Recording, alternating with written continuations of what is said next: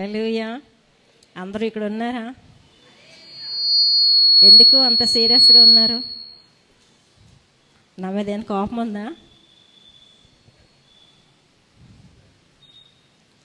హల్లెలూయా. 8వ మాసంలోని దేవుడు మనల్ని ప్రవేశపెట్టి 10వ తారీఖు వరకు కూడా మనల్ని సజీవ లెక్కలో ఉంచిన దేవాది దేవునికి మన యొక్క హృదయాంతరాంగాల్లోంచి మంచి హల్లెలూయా చెప్దాము. దేవునికి స్తోత్రం కలిగిన గాక. దేవుడు మిమ్మల్ని అందరినీ కూడా దీవించి ఆస్వాదించిన గాక. రండి వాక్యంలోకి వద్దాం. మనము యెహెజ్కేలు గ్రంథంలోని 47వ అధ్యాయము గత వాక్యము ధ్యానం చేసినప్పుడు దాంట్లో ధ్యానం చేసాము. అయితే అందులో ఇంకా కొన్ని విషయాలు ఉండిపోయి, అయితే ఈరోజు నేను దాని గురించి ఆ లోపలికి వెళ్ళడానికి ఇష్టపడట్లేదు. ఎందుకనంటే దానికంటే ముందు మొదటి వచనంలోనే ఒక మాట ఉంటుంది. ఏంటంటే, అతడు మందిరపు గుమ్మమునద్దకు నన్ను తోడుకొని రాగానుంది. ఉందండి? ఎవరైనా బైబిల్ తీసి చదువుతారా? నన్ను తోడుకొని వచ్చాను. చాలండి. మందిరపు గుమ్మం దగ్గరికి తోడుకొని వచ్చారు. ప్రార్థన చేసుకుందాము. మమ్మల్ని మిక్కిలిగా ప్రేమిస్తున్న మా ప్రియ పరలోకపు తండ్రి, ప్రశస్తమైన నామం బట్టి ప్రభా, మీ బంగారు పాదములకు లెక్కలేనన్ని కృతజ్ఞతాస్తుతి స్తోత్రాలు వందనాలు చెల్లించుకుంటున్నాం తండ్రి. శ్రేష్టమైన ఇక మంచి సమయం బట్టి, భాగ్యం బట్టి మీకు వేలాది వందనాలు స్తోత్రాలు ప్రభా. మరొక రోజు మీకు సన్నిధానంలో కూడుకోవడానికి, మిమ్మల్ని స్తుతించి ఆరాధించడానికై మాకును మీరు ప్రేమించిన ఇక మంచి సమయం బట్టి, భాగ్యం బట్టి మీకు వందనాలు స్తోత్రాలు చెల్లించుకుంటున్నాం తండ్రి. ఇంతవరకు జరిగిన ప్రతి విధమైన కార్యక్రమంలోనూ ఆరాధనలోనూ మీరు ఎంతగానో తోడుగా ఉండి మీరు నడిపించిన విధానం బట్టి మీకు వందనాలు స్తోత్రాలు చెల్లించుకుంటున్నాం తండ్రి. కొద్ది సమయం వాక్యము ధ్యానం చేయాలని ఆశిస్తూ ఉంటుండగా ఎన్నికలేని నన్ను మీకు సులువు చాటును మరుపరచండి. నా ద్వారా మాతో పాటు మీరుండి మీరు నడిపించి మహిమ మీరు పొందుకొనమని యేసు పరిశుద్ధ నామంలో అడిగి వేడుకొంచున్నాను తండ్రి. ఆమేన్. హల్లెలూయా. సో ఇప్పుడు ఈ యొక్క దినాన్ని నేను మీతోటి షేర్ చేసుకోవాలనుకుంటున్న విషయం ఏంటంటే, అందులోని యెహెజ్కేలు గ్రంథంలో 47వ అధ్యాయం 1 నుంచి 12 వచనాలకి నేను తీసుకున్న అంశాలు ఏంటంటే, లోతులు తీసుకున్నాను. ముందు వారంలోని లోతుల గురించి మనం ధ్యానం చేసాం మనము. తర్వాత దాంట్లో మనకి కనబడే అంశాలు ఏంటంటే, మందిరము, తర్వాత నీరు, చెట్లు, చేపలు పట్టువారు, కాయలు, పళ్ళు మనకి కనబడుతున్నాయి. సో వీటన్నిటిలోకి మనం వెళ్ళే ముందు మందిరంకి వద్దాం. మనం మందిరంకి వచ్చేటప్పుడు ఇవన్నీ కూడా డెఫినెట్గా మన యొక్క జీవితంలోకి వస్తాయి. కాబట్టి మందిరం గురించి బాగా మంచిగా వర్ణించిన కీర్తన ఏదైనా ఉందా అని మనం ధ్యానం చేసినప్పుడు 84వ సంకీర్తన మనకు కనబడుతుంది. 84వ సంకీర్తనకు రండి. 84వ సంకీర్తనలోని మనం చూసుకునేటప్పుడు ఈ యొక్క సంకీర్తన ఎవరు రాశారంటే, కోరహు కుమారులు రాశారు. దీన్ని కోరహు గురించి ముందుసారి వాక్యం చెప్పినప్పుడు చెప్పాను. కోరహు మోషే పైన మరి తిరుగుబాటు చేయడానికి అతనికి ఇంకొక 250 మంది సహకరించి వాళ్ళందరూ కూడాను భూమి పాలయ్యారు. సజీవంగా వాళ్ళు మరి భూమి తన యొక్క నోరు తెరచి వాళ్ళని మింగివేసినట్లు మన లేఖన భాగంలో తెలియచేస్తాం. ఆ సమయంలోని కోరహు కుమారులు తన తండ్రితో పాటు లేకుండా వాళ్ళు ఎక్కడున్నారు, వాళ్ళు ఏం చేస్తున్నారు, వాళ్ళు ఎందుకు సజీవంగా ఉన్నారు అని మనం చూసుకునేటప్పుడు వాళ్ళందరూ కూడాను దేవుని సన్నిధానంలోని దేవుణ్ణి ఆరాధిస్తున్నారు, దేవుణ్ణి మరి పొగుడుతూ ఉన్నారు, లేకపోతే దేవుణ్ణి ఆ సన్నిధిని సహవాసాన్ని ఆస్వాదిస్తూ ఉన్నారు. కాబట్టి వారి యొక్క జీవితంలో ఏమి రాలేదనంటే మరణం రాలేదు. సంఖ్యాకాండము 26వ అధ్యాయం మనం చూసుకునేటప్పుడు 11వ వచనంలో ఈ మాట మనకి కనబడుతుంది అనమాట. 10 నుంచి చదువుతున్నాను. ఆ సమూహంపు వారు 10 నుంచి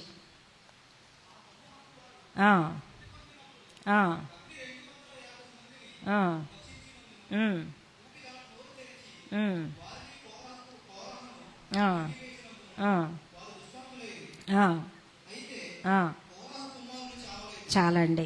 కోరహు కుమారులు చావలేదు అంటే తండ్రికి సహకరించిన వారందరూ చనిపోయినా ఆ యొక్క కుమారులు మాత్రం చనిపోలేదు. కాబట్టి వాళ్ళు ఏం చేస్తున్నారు అంటే, చక్కగా దేవుని తల్లిక సన్నిధిని ఆస్వాదిస్తూ ఆ యొక్క దేవుని గురించిన కీర్తనలు రాస్తున్నారు. ఆ కీర్తనలు 12 కీర్తనలు రాశారు వాళ్ళు. 42వ సంకీర్తన నుంచి 49వ సంకీర్తన వరకు, అలాగే 84, 85, 87, 88 మొత్తం 12 సంకీర్తనలు వాళ్ళు రాశారు. దాంట్లోని ఒక భాగమే ఇక 84వ సంకీర్తన. 84వ సంకీర్తనలోని మనం చూసుకునేటప్పుడే ప్రారంభంలోనే చక్కగా దేవుని యొక్క నివాస స్థలాన్ని ఎంత చక్కగా వర్ణిస్తారో మనం చూద్దాం. మనం సైన్యములకు అధిపతికి యెహోవా నీ నివాసంలో ఎంత రమ్యములు, యెహోవా మందిర ఆవరణములను చూడవలనని నా ప్రాణము ఎంతో ఆశపడుచున్నది, అది సొమ్మసిల్లుచున్నది అని చెప్తున్నాడు. ఎందుకు అట్లాగా సొమ్మసిల్చ ఉందనంటే జీవము గల దేవుని దర్శించటకు అని మనం చూస్తున్నాం. మనం జీవము గల దేవుని దర్శించడానికి ఆ యొక్క కౌరవ కుమారులు కీర్తన రాస్తున్నారు, మా యొక్క ప్రాణం ఎంతగానో సొమ్మసిల్లుతా ఉంది అని చెప్పేసి. కాబట్టి ఇప్పుడు దేవుణ్ణి చూడడానికే అంత అలాగా తాపత్రయపడుతున్న నేపథ్యంలోని ఈ యొక్క కీర్తన అంతా మనం చదువుకునేటప్పుడు దేవుని తాలూకా మందిరంలో ఉండే విశిష్టమైన మేలుల గురించి, ఆశీర్వాదాల గురించి, ధన్యతల గురించి రాస్తున్నారు. సో 3 ధన్యతలు ఈ యొక్క లేఖన భాగంలో రాయబడి ఉన్నవి. 4వ వచనం మనం చూసుకునేటప్పుడు నీ మందిరం నందు నివసించేవారు ధన్యులు. 5వ వచనం మనం చూసుకునేటప్పుడు నీ వలన బలం నందు మనుషులు ధన్యులు. 12వ వచనము నీ యందు నమ్మక ఉంచువారు ధన్యులు. ఈ 3 శ్రేష్టమైన మాటలు మనకి ఇక్కడ కనబడుతున్నాయి. ఈ యొక్క శ్రేష్టమైన మాటల గురించి ధ్యానం చేయాలని నేను ఆశిస్తూ ఉన్నాను. మొట్టమొదటి మాట మనం చూసుకునేటప్పుడు నీ మందిరం నందు నివసించువారు ధన్యులు, వారు నిత్యము నిన్ను స్తుతించెదరు అని తెలియచేస్తున్నారు. దేవుని తాలూకా మందిరంలోని నివసించువారు ఎందుకు ధన్యులు, వారు ఎలాగా దేవుణ్ణి నిత్యము కూడా స్తుతిస్తారు, ఎందుకు స్తుతిస్తారు అన్నది మనం గమనించినప్పుడు దేవుని యొక్క సన్నిధానంలో సంపూర్ణ సంతోషం కలదని లేఖన భాగం తెలియచేస్తుంది. 16వ సంకీర్తన 11వ చరణం మనం చూసుకునేటప్పుడు నీ సన్నిధిలో సంపూర్ణ సంతోషం కలదు అని అక్కడ రాస్తూ ఉన్నాడు. సంపూర్ణ సంతోషం మనకి ఎలా కలుగుతుంది? జీవిత ప్రయాణంలోని మనకి ఎప్పుడూ కూడాను సంతోషమే ఉంటుందా అంటే ఎప్పుడు కూడా సంతోషం ఉండదు.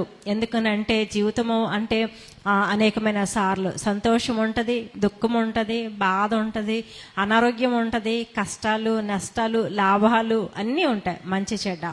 సో ఈ నేపథ్యంలోని అన్ని విషయాల్లో కూడాను ఎప్పుడు నిత్యము స్థితి కలుగుతుంది అని మనం గమనించినప్పుడు మరి ఎప్పుడైనా మనకి అవసరత వచ్చినప్పుడు ఖచ్చితంగా దేవుని యొక్క సన్నిధానంకు వెళ్ళాలి అని మనము అనుకుంటాం. మనం ఖచ్చితంగానే వెంటనే మనకు గుర్తొచ్చేది ఏంటంటే దేవుడు గుర్తొచ్చి, దేవుడా నాకు ఈ యొక్క సమస్య వచ్చింది, లేకపోతే నాకు ఈ రీతిగా మరి ప్రాబ్లం ఏదైతే వచ్చి ఉన్నదో నీ మీదే నేను ఆధారపడుతున్నాను, నేను నమ్ముకుంటున్నాను, కాబట్టి ఇప్పుడు నాకు ఏ రీతికైనా సహాయం చేయగలగాలి అని మనం ప్రార్థన చేస్తూ ఉంటాం. సో పాత నిబంధన కాలంలో కానీ క్రొత్త నిబంధన కాలంలో కానీ మరి ఏదైనా అవసరం వచ్చినప్పుడు మందిరంకు వెళ్ళి ప్రార్థన చేసే అలవాటు చాలా మందికి ఉంది. ఆ యొక్క అలవాట్లోని వారి యొక్క జీవితంలోని ఖచ్చితంగా వాళ్ళు ఆ మేలు పొందుకున్నారు.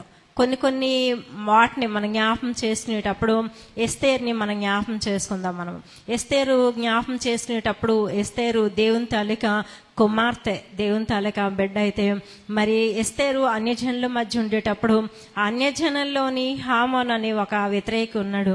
ఆ యొక్క హామాన్ అనే వ్యతిరేకి ఏం చేస్తున్నాడంటే దేవుని తాలూకా బిడ్డలందరినీ కూడాను సంహరించాలి అని ఒక శాసనాన్ని తీసుకుని వచ్చినట్లు మనం చూస్తూ ఉన్నాము. శాసనాన్ని తీసుకుని వచ్చేటప్పుడు ఎప్పుడైతే ఆ యొక్క తాకీదు రాయబడిందో ఎస్తేరు ఏం చేస్తున్నారంటే మొర్దెకైకి ఈ రీతిగా కబురు పెడుతున్నారు. ఎస్తేరు గ్రంథము మనం చూద్దాం ఒకసారి. ఎస్తేరు గ్రంథంలోని చక్కని మాట మనకు కనబడుతుంది. మనందరం కూడాను సమాజం అందరంలోకి వెళ్ళి ప్రార్థన చేద్దామని అనుకుంటారు వాళ్ళు. 4వ అధ్యాయంలోని 16వ వచనము.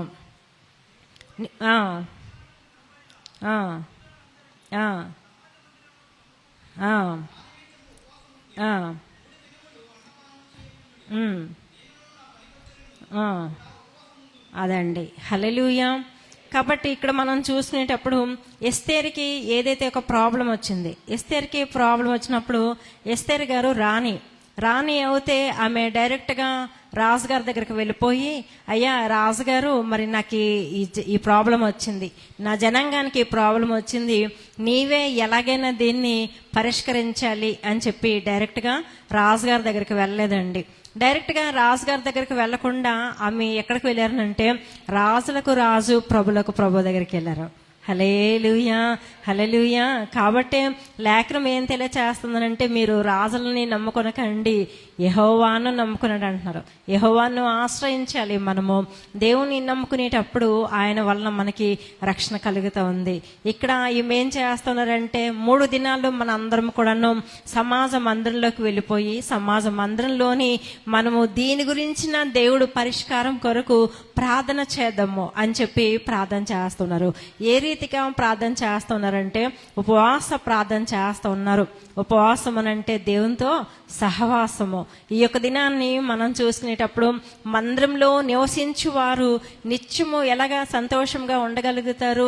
ఒక ప్రాబ్లంతో దేవుని యొక్క సన్నిధానానికి వచ్చినప్పుడు ఖచ్చితంగా దేవుడు దానిని నెరవేర్చగలిగినప్పుడు, పరిష్కరించినప్పుడు, తీసివేసినప్పుడు మాత్రమే మనము సంతోషంగా ఉండగలుగుతామండి. అవునా కాదా? హల్లెలూయా. లేదు అంటే దేవుడు మనకు ఒక కళ ద్వారానో, వాక్యం ద్వారానో, దర్శనం ద్వారానో నీకు కొంత సమయంలో తర్వాత అయినా నేను దీన్ని పరిష్కరించగలుగుతాను, లేకపోతే దీనికంటే ఇంకా ఏదైనా బెస్ట్ నీకు ఇవ్వగలుగుతాను అని దేవుడు మనకు వాగ్దానం చేసినప్పుడు కూడా మనము సంతోషంగా ఉండగలుగుతాము. అది ఎక్కడ మనకి దొరుకుతుందనంటే దేవుని తాలూకా సన్నిధానంలోనే. కాబట్టి ఇక్కడ ఇక ఎస్తేరు రాణి గారికి కూడాను పరిష్కారం కొరకు దేవుని యొక్క సన్నిధానంలోని తన ఒక్కటే ఉపవాసం ఉండట్లేదు, తనతో పాటు యూదులందరూ కనబడిన యూదులందరినీ కూడా సమకూర్చండి అని చెప్తున్నారు. ఈరోజు మనకి ఎవరికైనా సమస్య వచ్చినప్పుడు మనము మన కుటుంబమే ఉపవాసం ఉండకూడదు. అప్పుడప్పుడు ఏం చేయాలంటే సంఘం అందరం కూడాను ఉపవాసం ఉండి దేవుని తల్లిక మందిరంలోని కూర్చొని ప్రార్థన చేయాలి. ప్రభా మా యొక్క తోటి సహోదరులకు లేకపోతే ఇలాంటి సమస్య వచ్చింది కాబట్టి నువ్వు ఏ రీతిగా పరిష్కరిస్తావో మాకు తెలియదు ప్రభు అని చెప్పి మనం ప్రార్థన చేసినప్పుడు ఖచ్చితంగా దేవుడు యొక్క ప్రార్థన ఆలకించి చక్కని జవాబును, సమాధానాన్ని దేవుడు అనుగ్రహిస్తారండి. కాబట్టి ఇక్కడ కూడాను అదే రీతిగా దేవుడు ఏం చేస్తున్నారంటే చక్కని పరిష్కారాన్ని అనుగ్రహించారు. ఆ పరిష్కారం ఏంటంటే రాజుగారు మరి ఇక రాణి గారి యొక్క ఫేవర్లోకి వచ్చినట్లు మనం చూస్తున్నాము. ఎస్తేరు గ్రంథము 8వ అధ్యాయము 8వ వచనం మనం చూసుకునేటప్పుడు, అయితే రాజు పేరట వ్రాయబడి రాజు ఉంగరంతో ముద్రింపబడిన తాకీదును ఏ మానవుడు మార్చజాలడు, కాగా మీకు ఇష్టమైనట్లు మీరు రాజునైన నా పేరట యూదుల పక్షంన తాకీదు వ్రాయించి రాజు ఉంగరంతో దాన్ని ముద్రించండి అని చెప్తున్నాడు. ఎంత గొప్ప సదవకాశాన్ని ఆ యొక్క రాజుగారు ఇచ్చారు చూడండి. ఇచ్చినప్పుడు వాళ్ళు ఎంతగానో సంతోషము, ఆనందము కలిగి ఏ యొక్క శత్రువు చేత వారు బాధింపబడతా ఉన్నారు, సంహరించబడతారు అని అనుకున్నారు. ఆ యొక్క శత్రువు బాధ లేకుండా, ఆ యొక్క శత్రువులకు సంబంధించిన వారి వలన బాధ లేకుండా వారందరూ కూడా సంతోషంగా దేవుడు వారికి గొప్ప సహాయాన్ని అనుగ్రహించారు. కాబట్టి ముందు అధ్యాయాలు మనం చూస్తునేటప్పుడు అదే 9వ అధ్యాయంలోని 16వ వచనంలోని ఆఖరి మాట ఇలా రాస్తున్నారు, తమ పగవారి వలన బాధ లేకుండా నెమ్మది పొందుకున్నారంట. 19వ వచనము ఆఖరి వచనం మనం చూసినప్పుడు అది విందు చేయదగిన శుభదినం అనుకొని ఒకరికొకరు బహుమానములను పంపించుకున్నారంట. ఇంకా కొన్ని మాటలు మనం చూసినప్పుడు వాళ్ళకి అన్ని కూడా పండగ దినాలుగా అనిపించాయంట. హల్లెలూయా. గట్టిగా చప్పట్లు కొట్టి దేవునిక నామాన్ని మహింపర్థమా ప్రియమైన దేవుని బిడ్డరా. అందుకనే ఈ విషయాలన్నీ కూడా ఆ యొక్క కోరహ కుమారులు వారి యొక్క దృష్టిలో పెట్టుకొని నీ మందిరం నందు నివసించువారు ధన్యులు, వారు నిత్యము కూడాను నిన్ను స్తుతిస్తారని చెప్తున్నారు. కాబట్టి ఇక్కడ ఎస్తేరు విషయం దగ్గరకు వచ్చేటప్పుడు ఎస్తేరు ఆ యొక్క కాలంలోని వాళ్ళొక శాసనం పెట్టుకున్నారు. ఈ యొక్క కాలంలోని దేవుడు మనకు ఇటువంటి రీతిగా విజయం ఇచ్చారు కాబట్టి ప్రతి సంవత్సరము కూడా ఈ రీతిగా మనం పండుగ చేసుకోవాలి. హల్లెలూయా.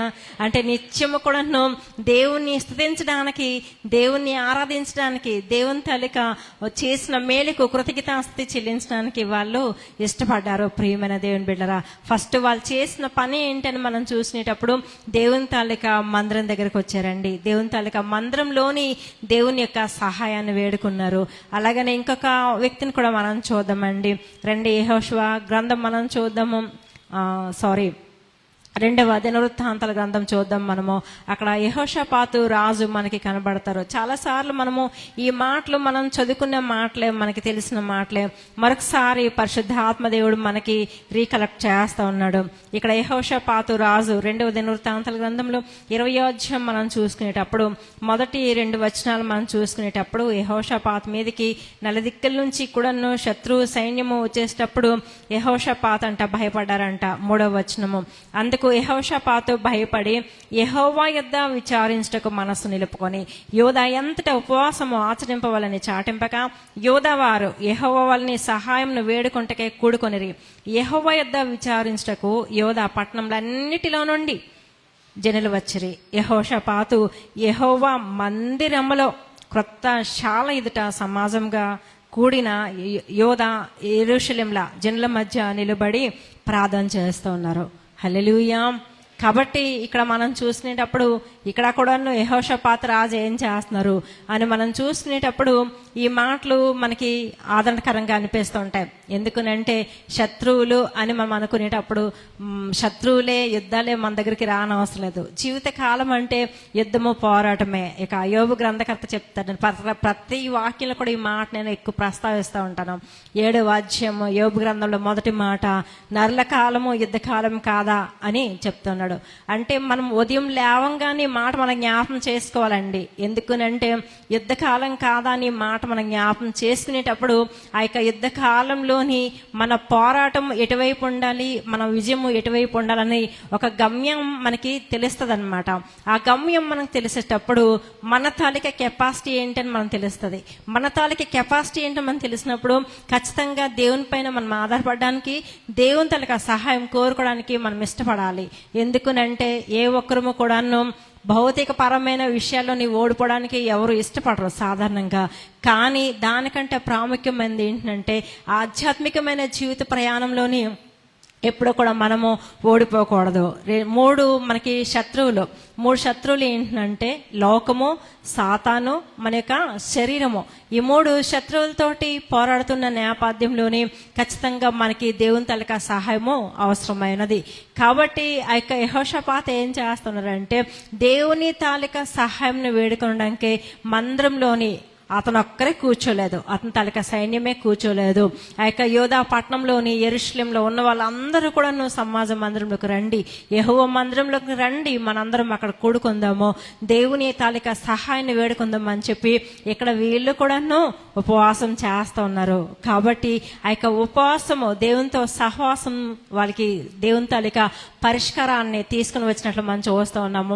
ఇక్కడ పరిష్కారం ఏంటి దేవుడు అనుగ్రహించారంటే యుద్ధం మీరు చేయనవసరం లేదు, నేనే చేస్తానని దేవుడు తెలియచేస్తున్నాడు. హల్లెలూయా, హల్లెలూయా. ఈరోజు చాలా సార్లు మీరు అనుకుంటారేమో, నేను ఇందాక ఒక మాట చెప్పాను కదా, ఉదయం లేవంగానే మనం యోబు గ్రంథము 7:1 జ్ఞాపకం చేసుకుందాం అని చెప్పినప్పుడే రోజు కూడా అలాగే ఉంది. మళ్ళీ సోని గారు ఇలా చెప్తున్నారు ఏంటి అని చెప్పి కొంచెం ఫీల్ అయ్యారేమో. ఎందుకు ఫీల్ అయ్యారనంటే అమ్మో మళ్ళీ పోరాటం అంటే ఎలాగ ఉంటుందో బాబోయ్ అని మనకు అనిపిస్తూ ఉంటుంది. కానీ ఇప్పుడు మనం మాట జ్ఞాపకం చేసుకునేటప్పుడు దేవుడు ఏం చెప్తా ఉన్నారంటే, సరే ఈ రోజంతా ప్రయాణంలోని నీ ఒక్కదానవే కాదు, నీ ఒక్కడవే కాదు, నీ పక్షంగా నేను పోరాడతాను, నేను యుద్ధాన్ని నేను గెలుస్తాను, నేను విజయాన్ని నీకు ఇస్తానని దేవుడు తెలియచేస్తున్నారు. హల్లెలూయా, హల్లెలూయా. కాబట్టి పక్కలకి షేక్ అండి చెప్పండి, భయపడద్దు, నీ యుద్ధం దేవుడు జరిగేస్తున్నాడు. దేవుడు యుద్ధం చేస్తానంటే దేవుడు ఎప్పుడు కూడా ఓడిపోడు, దేవుడు ఖచ్చితంగా విజయం పొందుకుంటాడు. ఆయన నిన్ను కూడా సాక్షిగా నిలబెడతాడు. హల్లెలూయా. ఈరోజు ఏ యొక్క పోరాటాలతోటి దేవుని యొక్క సన్నిధానానికి వచ్చావా? ఆల్రెడీ దేవుని యొక్క సన్నిధానంలో నేను ఉన్నాను తండ్రి, నేను ఈ పోరాటంతో ఇక్కడికి వచ్చానని చెప్పి దేవుడికి మొరపెట్టుకుంటున్నావా? పరిశుద్ధాత్మ దేవుడు ఈ రోజు నీతో మాట్లాడుతూ ఉన్నారు. ఒకవేళ ఆన్లైన్లో వీక్షిస్తున్న వారు మీరెవరైనా సరే, ప్రభువా మేము ఎలాంటి పోరాటాలు ఉన్నాం తండ్రి, ఇంకా మాకు శక్తి చాలట్లేదు, బలం చాలట్లేదు, ఏమి చెయ్యాలో మాకు తెలియట్లేదు, మాకు దిక్కు తోచట్లేదు అని చెప్పి మీరు ప్రార్థన చేస్తున్న నేపథ్యంలోని పరిశుద్ధాత్మ దేవుడు మనతో ఏమని మాట్లాడుతున్నారంటే, మీ పక్షంగా నేను యుద్ధం చేస్తున్నానని దేవుడు తెలియజేస్తున్నారు. హల్లెలూయా, హల్లెలూయా. కాబట్టి దేవుడు యుద్ధం చేస్తున్నారు కాబట్టే వాళ్ళు ఇప్పుడు దేవుని యొక్క సన్నిధానంలోకి ఎంతో టెన్షన్ తోటి, భయంతో, ఆందోళనతోటి దేవుని దగ్గరకు వచ్చారండి.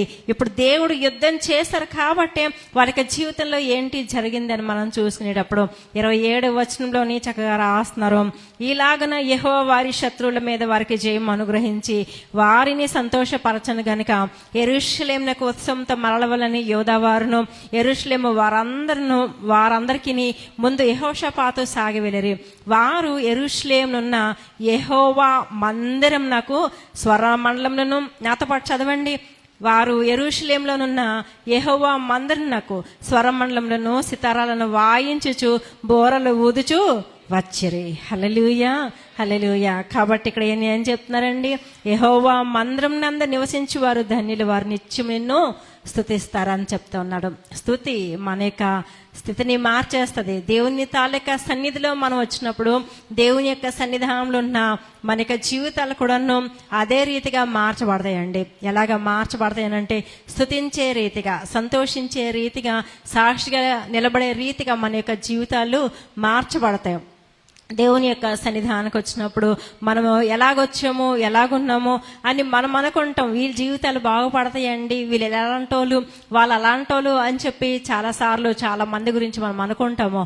అయితే దేవుడి యొక్క సన్నిధానానికి తేబడినప్పుడు, వారు రాబడినప్పుడు వాళ్ళ యొక్క జీవితాలను దేవుడే సరిచేస్తాడు, దేవుడే పరిష్కరిస్తాడు, దేవుడే మంచిగా మారుస్తాడు. అలాంటి దానికి కూడాను ఒక మంచి చక్కని ఉదాహరణ మనం చూద్దామండి. రండి చూద్దాము. సంఖ్యాకాండంలోని 17వ అధ్యాయంలోని ఒక చక్కని మాట మనకి కనబడుతుంది. 17వ అధ్యాయంలోకి వచ్చేసరికి దేవుడు మోషేతో ఏమని చెప్తున్నారంటే, ఎవరిని ఎన్నుకున్నాలో అనే నేపథ్యంలోని ఒక కర్రలు తీసుకొని, 12 కర్రలు తీసుకొని వాటన్నిటిని కూడాను మరి దేవుని యొక్క సన్నిధానంలోని ఉంచాలి అని చెప్తున్నారు. చెప్పేటప్పుడు ఏం జరిగిందో మనం చూద్దాం. మనం 17వ అధ్యాయము 7వ వచనం 8వ వచనము. మోషే వారి కర్రలను సాక్ష్యపు గుడారంలో యెహోవా సన్నిధిని ఉంచెను. ఎక్కడ ఉంచారు? యెహోవా సన్నిధిని ఉంచెను. మరునాడు మోషే సాక్ష్యపు గుడారంలోనికి వెళ్ళి చూడగా లేవి కుటుంబపుదైన అహరోను కర్ర చిగిర్చి ఉండను. అది చిగిర్చి పువ్వులు పూసి బాదము పండ్లు గలదాయను అని చెప్తున్నాడు. హల్లెలూయా. అంటే ఇదేమైనా సాధ్యమంటారా ఏంటి? అందరు ఇక్కడ ఉన్నారా? సాధ్యమంటారా? అసలు సాధ్యం కాదు. ఒక కర్రని తీసుకుని వచ్చి దేవుని యొక్క సన్నిధానంలో పెట్టి ఒక రాత్రి నుంచి మర్నాడు ఉదయమే వచ్చి చూసేటప్పటికి మనం ఎలాగ పెట్టామో అది అలాగే ఉంటుంది. కానీ దాంట్లో ఏం మార్పు కూడా రాదు. కానీ ఇప్పుడు దేవుడు ఇక్కడ ఏమని చెప్తా ఉన్నారనంటే, ఈ సన్నిధానంలో ఉంచబడిన కర్ర ఉదయం లేచి చూసేసరికి చక్కగా చిగురించిందంట, పువ్వులు పూసిందంట, బాదము పండ్లు గలదగా ఉంది అని చెప్తా ఉన్నాడు. మనం ముందు ధ్యానం చేసుకున్న యెహెజ్కేలు గ్రంథంలోని 47వ అధ్యాయం మనం ధ్యానం చేసినప్పుడు అక్కడ ఏమని రాస్తున్నాడంటే, మందిరపు గడప క్రింద నుంచి వాటర్ వెళ్ళిపోయి ఎక్కడైతే మృత సముద్రం ఉందో ఆ మృత సముద్రంలోనికి ఈ వాటర్ వెళ్ళిపోయిన తర్వాత ఆ యొక్క నీరంతా కూడాను మంచి నీళ్ళగును అని రాస్తున్నాడు అక్కడ. హల్లెలూయా, హల్లెలూయా. అప్పటి వరకు అది ఎలాగుంది? మృతంగా ఉంది, జీవం లేనిదిగా ఉంది, బ్రతుకు లేదు దాంట్లోని. కాబట్టి అలాంటి దాంట్లోకి దేవుని సన్నిధానంలోంచి వెళ్ళిన వాక్యము, దేవుని సన్నిధానంలోంచి వెళ్ళిన వార్త, లేకపోతే దేవుని సన్నిధానంలోకి వెళ్ళిన ఆత్మ ఏం చేస్తుందంటే అక్కడ జీవాన్ని కలుగు చేస్తున్నట్లు మనం చూస్తూ ఉన్నాము. ఇక్కడ కూడాను ఎండిపోయిన కర్రలోకి జీవం ఎలాగ వచ్చింది, ఎండిపోయిన కర్ర ఓవర్ నైట్ లో ఎలాగ చిగురించగలిగింది, పువ్వులు పూసింది, బాదం పండ్లు కలదుగా ఉందనంటే దేవునికి అసాధ్యమైనది ఏది లేదు. ఆయన తాలూక జీవము ఆ యొక్క ఎండిపోయిన కర్రలోకి, ఎండిపోయిన బ్రతుకులు, ఎండిపోయినటువంటి జీవితాలు, ఎండిపోయినటువంటి పరిస్థితులు, ఎండిపోయినటువంటి స్థితిగతులు, ఎలాంటి భయంకరమైన ఇంకా అగాధంలోకి దిగిపోయినటువంటి ప్రతికూలమైన పరిస్థితుల్లోకి దిగిపోయిన జీవితాలను సహితము దేవుడు మార్చగలడు. ఎందుకంటే దేవుని తాలూక లేఖన భాగం మీ రీతిగా తెలియచేస్తుంది. కీర్తనకారుడు రాస్తున్నాడు 66వ సంకీర్తన దగ్గరికి వచ్చేసరికి 12వ మాట అనుకుంటున్నాను, ఒకసారి చదవండి.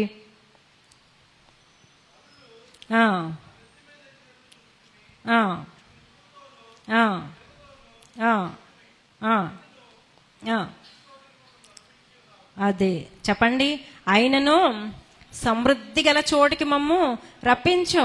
ఎందుకనంటే ఈ లోకమైన పరిస్థితులు, లేకపోతే ఈ లోకంలో ఉన్న సహవాసాలు, ఈ లోకంలో ఉన్న శోధనలు, ఈ లోకంలో ఉన్న ఆకర్షణలు ఏమైనా సరే ఆ యొక్క అగాధంలోకి తీసుకుని వెళ్ళిపోయేటట్టు చేసేసి, అగాధం అంటే ఏంటి? ఎండిపోయిన స్థితి కదా, మరి మనిషి దిగజారిపోయిన స్థితి. అదంతా కూడా మనం చూసుకునేటప్పుడు దేవుడు ఏం చేస్తాడంటే మరలా అక్కడి నుంచి లేవనెత్తంట ఆయనకు మాత్రమే సాధ్యము.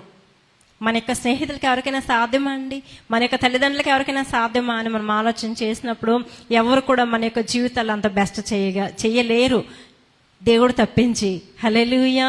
కాబట్టి ఈరోజు దేవుడు మనకి అలాగే వాగ్దానం చేస్తున్నారు. అంటే మనం చాలాసార్లు ఇలాంటి పరిస్థితులు చూసినప్పుడు మనకి ఏమనిపిస్తుంది అంటే ఫస్ట్ నిరాశ వచ్చేస్తుంది.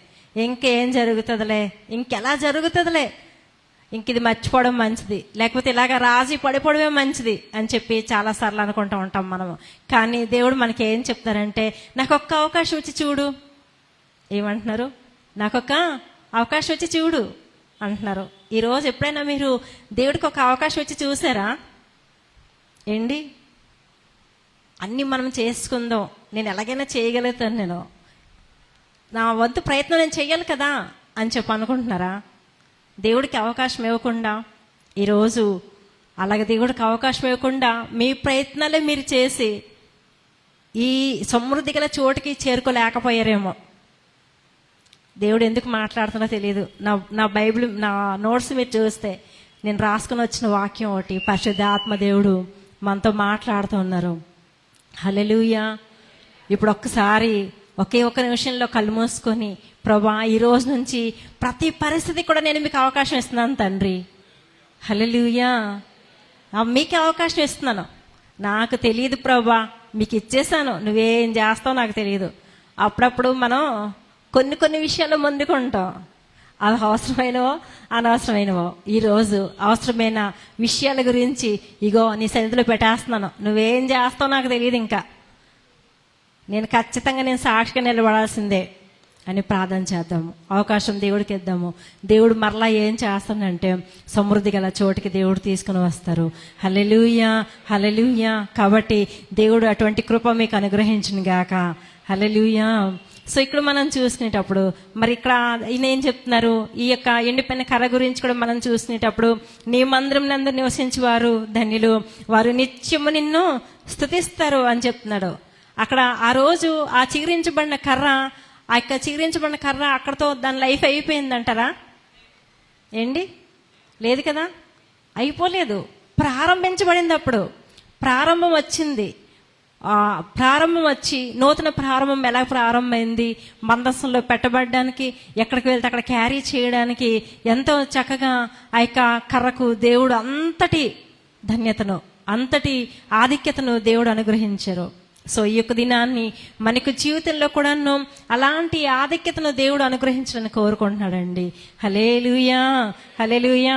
కాబట్టి ఇక్కడ మనం చూసుకునేటప్పుడు ఇక్కడ ఏమని రాస్తున్నారంటే నీ మందిరం నందు నివసించువారు ధన్యులు, వారు నిత్యము నిన్ను స్తుతిస్తారు అని చెప్తూ ఉన్నారు.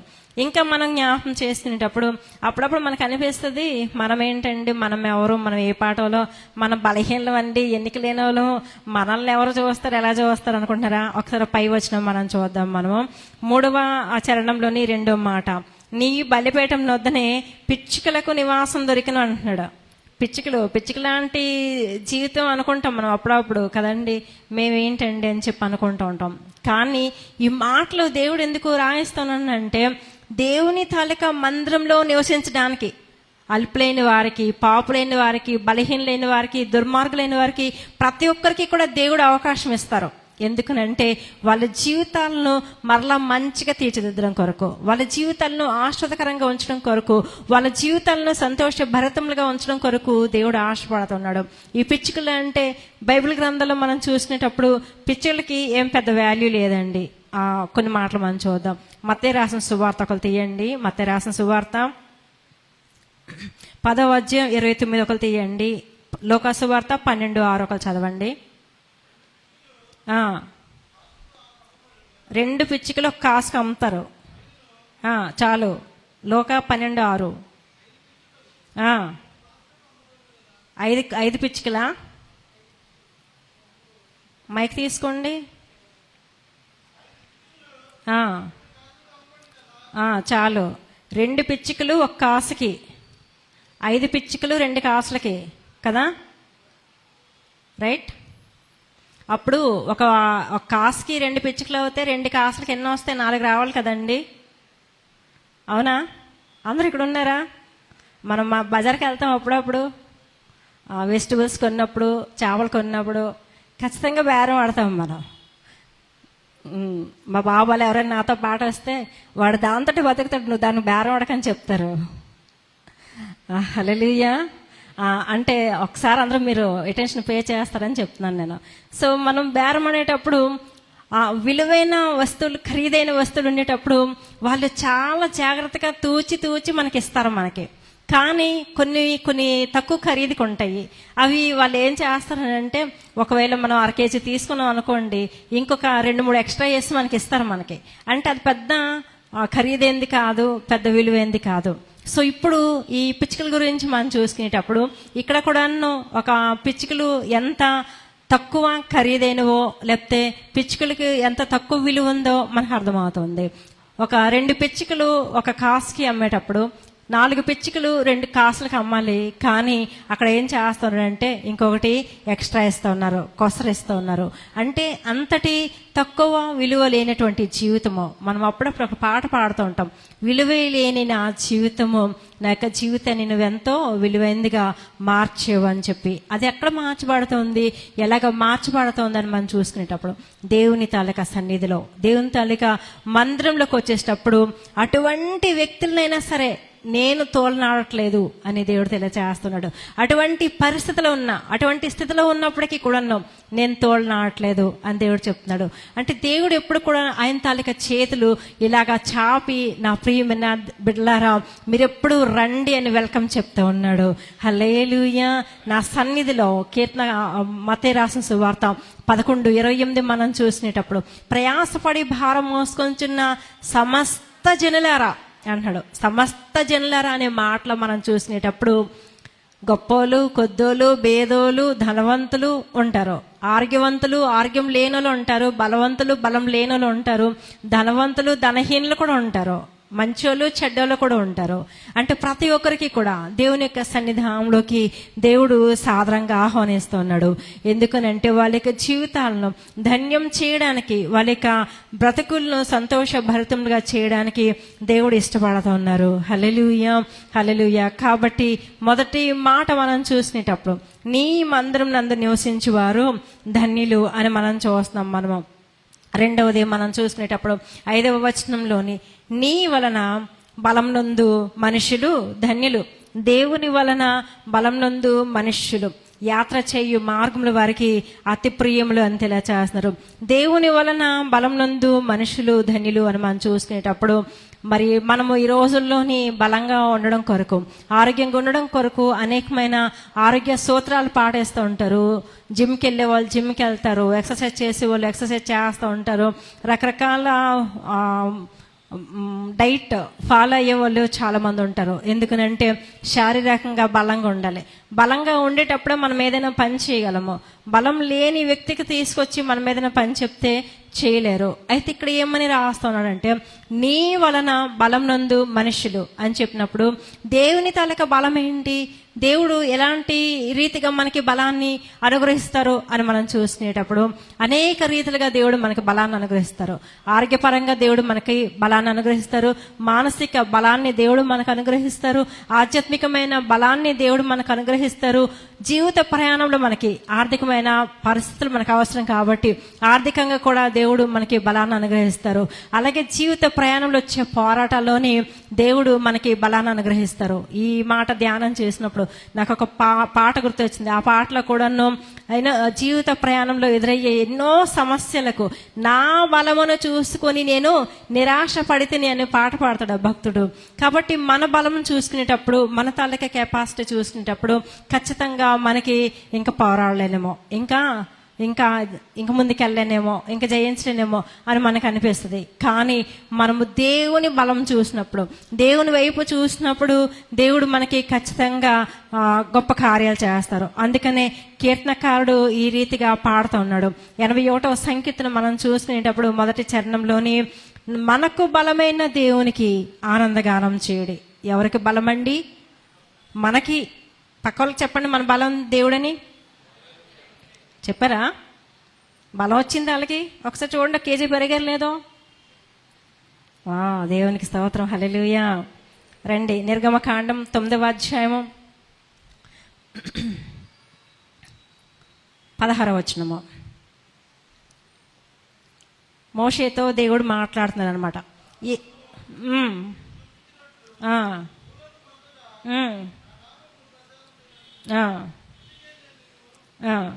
చాలండి.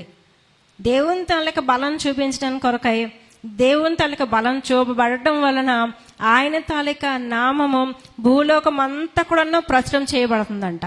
ఇప్పుడు నీ వలన బలం నందు మనుషులు ధన్యులు అని చెప్పినప్పుడు ఎవరెవరు బలం పొందుకున్నారు? ఆ బలం పొందుకోవడం వలన దేవుని తాలూకా నామము ఎంతలాగా మహింపరచబడింది, ఘనపరచబడిందో అని మనం జ్ఞాపకం చేసుకునేటప్పుడు అక్కడ ఫరో దేవుని నమ్ముకోవట్లేదు, ఫరో దేవుని మాటకు లోబట్టలేదు. కాబట్టి ఫరో తర్వాత అక్కడున్న ఐగుప్తీయులందరూ కూడాను 10 రకాలైన దేవతలు నమ్ముకుంటారు. ఆ 10 రకాలైన దేవతల బలం కంటే ఏ బలము ఎక్కువ కాదు. ఆ యొక్క దేవతల్ని ఎవరు జయించలేరు అన్నంత బలం గలవి అని వాళ్ళు నమ్ముతారనమాట. కాబట్టి దేవుడు ఏం చేస్తారంటే 10 రకాలైన తెగుళ్ళు పంపించి ఆ 10 రకాలైన తెగులతోటి ఆ దేవతలన్నీ ఓడించి అన్నిటికంటే బలవంతుడైన దేవుణ్ణి నేనే అని చాటుకున్నాడు ఆయన. హల్లెలూయా. అంత బలవంతుడు మన దేవుడు. గట్టిగా చప్పట్లు కొట్టి దేవునికి నామమున మహింపరదమా. ఈ లోకంలోని వార్తాలిక పేర్లు మనం చూసుకునేటప్పుడు చాలా మంది పేర్లు ఒక రకంగా ఉంటాయి, దేవుని తల్లిక పేర్లు ఒక రకంగా ఉంటాయి. యెషయా గ్రంథకర్త ఆయన గురించి ప్రవచిస్తూ ఉన్నాడు. యెషయా గ్రంథం 9వ అధ్యాయం 6వ వచనం మనం చూసినప్పుడు మనకు ఒక శిశువు పుడతారు. ఆయన పేరేంటో తెలుసా? బలవంతుడగు దేవుడు. హల్లెలూయా. ఈరోజు ఎలాంటి బలహీనతతో, శారీరకంగా కాదు, ఎలాంటి బలహీనతతో దేవుని యొక్క సన్నిధానానికి వచ్చి దేవుని మందిరంలో కూర్చుంటున్నారో, లేకపోతే ఆన్లైన్లో ఈ వాక్యాన్ని వీక్షిస్తూ ఉన్నారో, పరిశుద్ధాత్మ దేవుడు తెలియచేస్తూ ఉన్నారు, బలవంతుడగు దేవుడు నీకు తోడుగా ఉన్నాడు. హల్లెలూయా. ఆ బలవంతుడగు దేవుడు బలమైన కార్యాలు చేస్తారు. ఎలాంటి బలమైన కార్యాలు చేస్తారు? ఆ కార్యాలు చేసినప్పుడు ఎక్కడెక్కడో విన్న వాళ్ళందరూ యొక్క జీవితంలో ఎలాగుంటాయో మనం చూద్దాం. మనము యెహోషువ గ్రంథము 2వ అధ్యాయంలోని 11వ వచనము.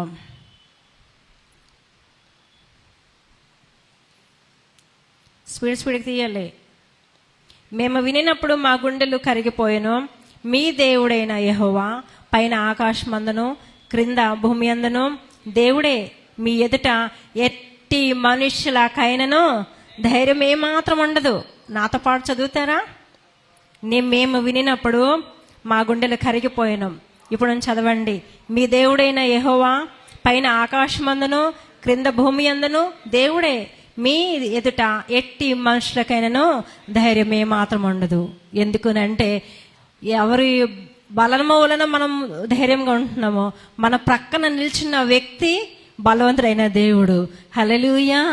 గొలియాతు దగ్గరికి దావీదు వెళ్ళినప్పుడు దావీదు భౌతికంగా చాలా పొట్టివాడు, చిన్నవాడు, బలహీనుడు, సన్నంగా ఉన్నాడు, యుద్ధ నైపుణ్యం లేదు, ఏమీ లేదు. గొలియాతు చూస్తే ఆయనేమో 11 అడుగుల పైన ఉన్నాడేమో, మేబీ. అంత ఆజానుబాహుడు, అంత బలవంతుడు, యుద్ధ నేర్పరి అతను దగ్గరికి ఇతను చూసి వస్తే ఏమంటున్నాడండి? ఏమైనా నేను కుక్కను అనుకుంటున్నావు ఏంటి, కర్ణ పట్టుకొని వస్తున్నావు అంటున్నాడు. కానీ వెళ్తుంది ఇతనా ఏంటి? వెళ్తుంది దావీదా? దేవుడు. హల్లెలూయా. కాబట్టి ఏం చెప్తున్నాడు? నీ వలన బలం నందు మనుషులు ధన్యులు. యాత్ర చేయు మార్గంలో వారికి అతి ప్రియములు. యాత్ర చేసే ప్రయాణంలో మన యొక్క ప్రయాణంలోని ఎన్నో బలహీనపరిచే విషయాలు మనకి ఎదురవుతూ ఉంటాయి, మనం ఎదుర్కోవాల్సి వస్తూ ఉంటుంది. అన్ని సమయాల్లో మనల్ని బలపరిచేవే రాకపోవచ్చు, పరిస్థితులు, స్థితిగతులు, మనుషులు ఏదైనప్పటికీ కూడా.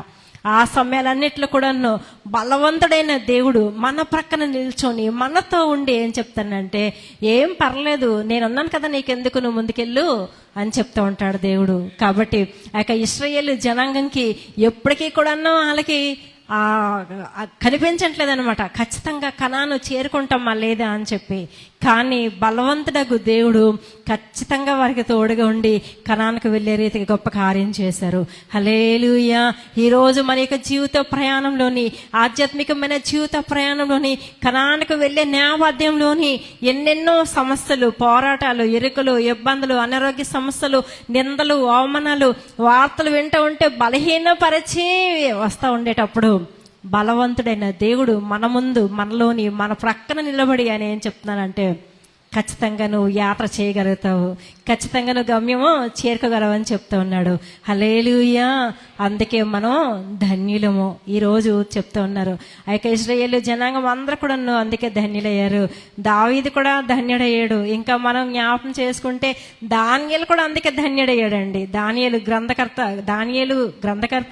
దానియేలు ఆయనే ఆ పోరాటంలోకి వచ్చాడు. ఆయనే ఈ రీతిగా ఆయన గురించి రాసుకుంటున్నాడు.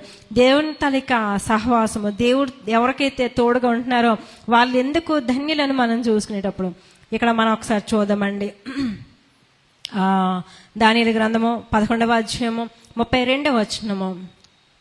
అందుకు అతడు ఇచ్చక మాటలు చెప్పి నిబంధనను అతిక్రమించి వారిని వశపరచుకొను. అయితే తమ దేవుని నెరుగువారు బలము కలిగి గొప్ప కార్యములు చేసెదరు. చెప్పండి, తమ దేవుని నెరుగువారు బలము కలిగి గొప్ప కార్యములు చేసేదరు. హల్లెలూయా. ఈ రోజు నుంచి నేను బలహీనరాలని, నా వయసు ఏంటి, నా శక్తి ఏంటి అని అనుకోదు ఎవరో కూడాను. హల్లెలూయా. మనం నిజంగా నథింగ్, మనం బలహీనమే, మనం ఏమీ కాదు. కానీ పౌలు గారు ఏం చెప్తున్నారు, నేను ఎప్పుడు బలహీనుడు అప్పుడే బలవంతుడు నేను. హల్లెలూయా. దేవుడే బలవంతుడు, ఆయన బలవంతుడు, ఆయనకి నీరసం రాదు. ఆ వాక్యం కూడా సెలవిస్తుంది. ఆయన ఎప్పుడు కూడా సొమ్మసిల్లుడు, అల్లుడు అని చెప్తున్నాడు. అంటే బలం గున్నలు ఎప్పుడు అలసిపోతారా చెప్పండి? అస్సలు అలసిపోరు ఎప్పుడు కూడాను. ఎందుకంటే వాళ్ళలోని కావాల్సినంత బలం ఉంది కాబట్టి వాళ్ళు అలసిపోరు. ఇప్పుడు మనలో ఉన్నవాడు ఎవడు? ఆయన బలవంతుడు. కాబట్టి మనం ఎలాగుంటామంటే మనం కూడాను అలసిపోం. మనకు అలా అనిపిస్తుంది అప్పుడప్పుడు కూడాను, చాలా టైర్డ్ అయిపోయినామో, నేను చాలా పని చేస్తాను, చాలా ఉద్యోగం చేస్తాను, చాలా అది చేస్తాను, ఇది చేస్తాను అనుకుంటాం. అలసిపోయే టైంలోని దేవుడు ఏం చెప్తానంటే, లెగు, ఇప్పుడు అలసిపోకూడదు, నువ్వు లెగిసి పలానా పని నా కోసం సువార్తకి వెళ్ళాలి, పలానా వాళ్ళు నా దగ్గర ఉన్నారు, అక్కడ నువ్వు వాక్యం వాళ్ళకి చెప్పాలనో, లేదా ప్రార్థన చేయాలనో, లేదా పత్రిక ఇవ్వాలనో చెప్పినప్పుడు దేవుడు ఖచ్చితంగా మనకి ఆ రీతిగా ఓకే ప్రభా అని చెప్పగానే దేవుడు మనకి ఎంతో శక్తిని దేవుడు అనుగ్రహిస్తారు. హల్లెలూయా, హల్లెలూయా. కాబట్టి ఫస్ట్ మనం బలహీనమని, మన బలహీనతను బట్టి మనం కృంగిపోకుండా, మనకే ప్రపంచంలో ఎవరికి లేనటువంటి అనారోగ్యాలు మనల్ని ఏళ్ళుబడి చేసినట్టు మనం ఎలా కూర్చోకుండా, నా దేవుడు బలవంతుడు, ఆయన మంచి ఆరోగ్యవంతుడు. ఆయన ఎంత ఆరోగ్యవంతుడు అంటే, యేసు ప్రభువు వారు ఆయన సిలువకి వెళ్ళేటప్పుడు మొత్తం రక్తం అంతా కారిపోయి ఆ శరీరం ఉన్న వాటర్ కూడా బయటకు వచ్చేసింది. శరీరం అంతా చాలా భయంకరంగా గాయపరచబడింది. ఆ యొక్క సమయంలోని ఆయన పునరుద్ధారుడైన తర్వాత ఎక్కడైనా ఒక స్క్రాచ్ కానీ, ఎక్కడైనా ఒక నీరసం కానీ, ఎక్కడైనా ఒక బలహీనత కానీ కనబడిందా అండి? లేదు కదా. హల్లెలూయా. అందరూ ఇక్కడ ఉన్నారా? మంచి హల్లెలూయా చెప్తారా? దేవునికి స్తోత్రం కలిగిన గాక. కాబట్టి ఈరోజు మనం ఆరాధిస్తున్న దేవుడు, మనం నమ్ముకున్న దేవుడు, మన బలవంతుడు ఎలాంటి వాడనంటే ఆ పునరుద్ధాన శక్తిని మనకు అనుగ్రహిస్తాడు. ఆ పునరుద్ధాన బలాన్ని దేవుడు మనకు అనుగ్రహిస్తాడు. ఆ పునరుద్ధాన శక్తితో మనల్ని నిలబెడతాడండి. హల్లెలూయా, హల్లెలూయా. కాబట్టి ఎప్పుడైనా నీరసం వచ్చినా, ఎప్పుడైనా అనారోగ్యం వచ్చినప్పటికీ కూడా మనం ప్రార్థన చేస్తూ, మీరు పొందిన గాయం చేత నాకు స్వస్థతను అనుగ్రహించి ఆ పునరుద్ధాన శక్తి చేత నన్ను నిలబెట్టండి అని ప్రార్థన చేయండి. ఖచ్చితంగా మన యొక్క జీవితాల్లో దేవుడు అటువంటి కార్యాలు చేస్తాడు. చాలామంది అనేకమైన హాస్పిటల్ తిరుగుతూ ఉంటారు, ఎన్నెన్నో మందులు వాడుతూ ఉంటారు. నేను కాదనట్లేదు, మంచిది. కానీ ఒక్క అవకాశం దేవునికి ఇచ్చి చూడండి, ఒక్క అవకాశం దేవునికి ఇచ్చి చూడండి, దేవుడు చేయగలుగుతాడు మన యొక్క జీవితాల్లోని. కాబట్టి ఇక్కడ అందుకనే చెప్తున్నాడు భక్తుడు, నీ వలన బలం నందు మనుష్యులు ధన్యులు, యాత్ర చేయు మార్గములు వారికి అతి ప్రియములు అని తెలియచేస్తున్నాడు. ఇంకా మనం చూసినప్పుడు ఈ క్రింది మాట కూడా మనకి కనబడుతుంది. బాకాలో ఇలబడి వాళ్ళు వెళ్ళినా కూడాను మరి జలమయంగా చేస్తారు, కానీ తొలకరి వాన వారిని దీవెనతో కప్పుతుంది.